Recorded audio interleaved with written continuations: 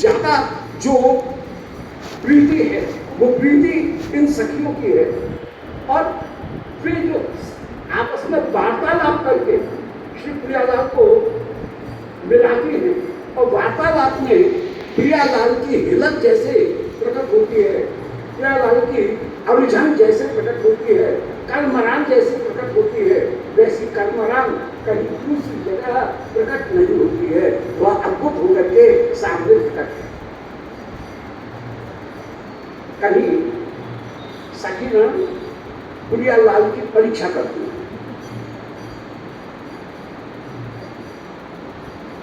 वर्णन किया कि सखी श्री लाल जी से प्रश्न करती है कि लाल जी, प्रिया जी तुमको कितनी प्यारी लगती है, जरा बताओ। बड़ा कठिन प्रश्न, ऐसा प्रश्न इसका उत्तर कैसे दिया जाए? पर प्रश्न एक अत्यंत जटिल प्रश्न लाल जी के सामने रख लिया कि प्यारी तुमको कितनी प्यारी लगती है। लाल जी उत्तर देते हैं, उत्तर तो देना पड़ेगा, सखी पूछ रही है तो उत्तर तो देना पड़ेगा, चुप तो रह नहीं सकते हैं। तो कह रही हैं, लागत मोए अति ही प्रिया प्राणन की प्रतिपाल कर राखो एरी सखी सहज सना उर्मा। लाल जी तुम कितनी प्यारी लगती हैं, कैसे बताऊं? बस यही कह सकता हूं कि लागत मोए अति ही प्रिया प्राणों की प्रतिपाल, प्रिया ही मेरे प्राणों की रक्षा करने वाली हैं, मेरे प्राणों की प्रतिपालक यदि कोई हैं तो वे प्रिया ही हैं, कोई दूसरा नहीं है। सना यही लगता है कि कर राखो एनी सखी सहज सना उर्मा, प्रिया को अपने गले की माला बना करके रखो, प्रिया को अपने कंठ का हार बना लो, बस यही अभिलाषा है। कितनी प्यारी लगती हैं ये नहीं बता सकता हूं, कुछ अता पता बताया जा सकता है कि कितनी प्यारी लगती हूं, उनको गले का हार बना लेना चाहता हूं। आवत है कब होते है जिए धार रहो ये आल, श्री हरिप्रिया सलोनी सूरत अति राखत रस जा। यही लगता है कि हृदय के आने में, अंतराल में प्रिया को सदा बसा करके ही रखूं, प्रिया मेरे हृदय में ही निरंतर बसी हुई है। ये ठीक है, तुम्हारी बात समझ गई। जो प्रश्न लाल जी से किया वही प्रश्न सखी ने, साहित्य चल रहा है वार्तालाप के द्वारा कैसे प्रीति प्रकट होती है, सेवा सुख नहीं, उत्साह सुख नहीं और सुरत सुख नहीं, जो साहित्य सुख है वो साहित्य सुख की बात चल रही है। सखी ने श्री किशोरी जी से पूछा कि किशोरी जी तुम बताओ श्याम सुंदर तुमको कितने प्यारे लगते हैं। बड़ा कठिन प्रश्न, कैसे उत्तर दिया जाए?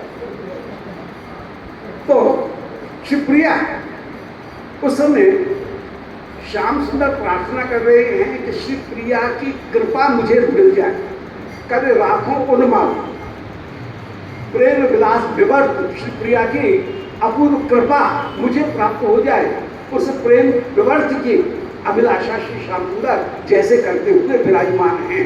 और प्रिया ने उत्तर रखा, अभिलाषपुर में यही अहो दया रसदीठ, ऐसे प्यारे लगत हो जैसे को नहीं। प्रिया जी कह रही हैं कि अरे सखी बताओ प्यारे मुझे कितने प्यारे लगते हैं, इतने प्यारे लगते हैं जैसे को नहीं, कि उनके बिना स्थिति ही नहीं, उनके बिना निष्ठि ही नहीं, कितनी प्यारे लगते हैं कि उनके बिना, तो जैसे को नहीं, इनके बिना निष्ठि ही नहीं है, मैं रह ही नहीं सकती हूँ, कितने प्यारे लगते हो। लागत हो प्यारे प्राणंत ऐसे जैसे को नहीं, तुम्हारे बिना निष्ठि नहीं है। क्यों? बोले कह कहावते बात जात है, बात हो तो पर था, मुंह आगे है कान पीछे है, कहने से कहावत पे बात जात, कहने से बात समाप्त हो जाती है, मुझसे कहा नहीं जा सकता है, इतना ही कह सकते तुम्हारे बिना निकती नहीं है, इससे ज्यादा कुछ कह सकते की सामर्थ्य नहीं है, क्योंकि वर्णन करूंगी तो कहावत पे बात जात है, कहने से बात कहीं बदल जाती है।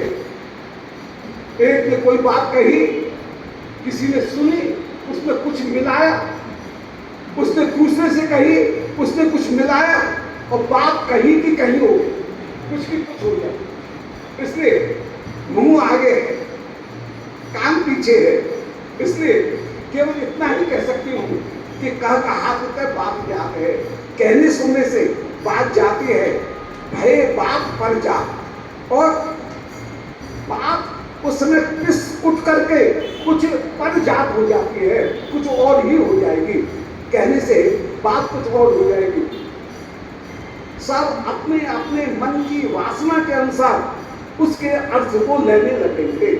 जिसके हृदय में जो दमित वासना है, वह सप्रेस्ड डिजायर्स, वे ही दमित वासनाएं कहीं उन्नयन के द्वारा कहीं प्रकट होने लगेगी। जो वस्तु की शुद्धता है, वह शुद्धता कहीं बाधित हो जाएगी।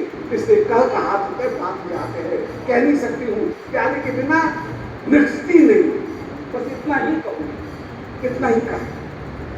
श्रवण में श्रवण परे परिजात है पीठ, कान से कान में यदि बात पड़ती है तो बात पीठ पड़ जाएगी, बात कुछ की कुछ हो जाएगी। अभी सखी कह नहीं सकती हूँ, तो नहीं कुछ तो कहना पड़ेगा, कुछ अता पता तो दे। उस समय श्री किशोर जी कह रहे हैं कि मोमन तोमन कह यह जानत जो इन पाटन बीच बसी। बोले या तो प्यारे तेरे प्रेम को मैं जानती हूँ और मेरे प्रेम को तू जानता है, या कोई जानने वाली है तो वो कौन है? जो इन पागल बीच बसी, जो इन पापों के बीच में बैठी है, वो सखी जानती है। वो सखी महारानी की जय है। या तो प्रिया के हृदय की बात को लाल जी जानते हैं, या लाल जी के हृदय की बात को प्रिया जी जानती है। यदि कोई दूसरा जानता है तो कोई दूसरा बाहर का व्यक्ति तो जान ही नहीं सकता है कि जो इन दोनों बीच बसी, जो इन हम दोनों के बीच में साक्षी होकर के विराजमान, सखी का अर्थ ही है जो साक्षी होकर के विराजमान, उसी का नाम सखी। प्रिया लाल के प्रेम की जो साक्षी है उसी का नाम सखी है। तो ये अरे सखी तू अपनी छाती के ऊपर हाथ रख करके सोच ले, तू तो हम दोनों की बात को जानती है। प्यारे कितना मुझे चाहते हैं, मैं प्यारे को कितना जानती हूँ, इसको यदि कोई जानेगा तो वो जानेगा, तू जानेगी, तू सखी ही जानेगी। ऐसा कहकर के श्री प्रिया ने जिस समय सखी के ऊपर ही दिखाया, उस समय श्री हरिभाई प्रिया परस्पर भाषत राखत और अभिलाष, यही बल देखत रहो दया रस की। उस समय श्री प्रिया ने प्रिया लाल दोनों के चरणों को पकड़ लिया और दोनों के चरणों को पकड़ करके श्री प्रिया सखी उस समय यही कह रही है कि सखी मैं जानती हूँ, जान गई श्याम सुंदर क्या चाहते हैं, तू क्या चाहती है। और दोनों जो परस्पर एक दूसरे को सुख देने के लिए प्रस्तुत हैं, जहाँ निज सुख की अभिलाषा का अंश मात्र भी नहीं है। निज सुख की अभिलाषा का तात्पर्य है काम, और प्यारे की सुख की अभिलाषा का तात्पर्य है प्रेम। श्री श्याम सुंदर चाहते हैं श्री प्रिया कंठ की हार बनकर के विराजमान हो, प्रेम विलास विवर्ष का दर्शन करना सखी भी चाह रही है, प्रिया भी चाह रही है, लाल जी भी चाह रही है।